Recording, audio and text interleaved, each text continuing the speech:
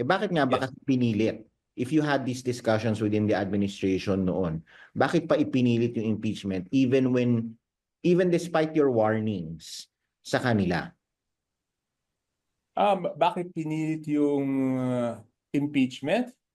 Hmm.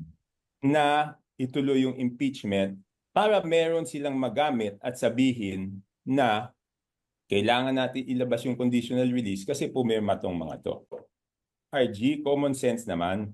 Sinong politiko ang gustong may kaaway ka at gusto mong awayin yung vice president entering an election? Yes. So, paano ko masabi na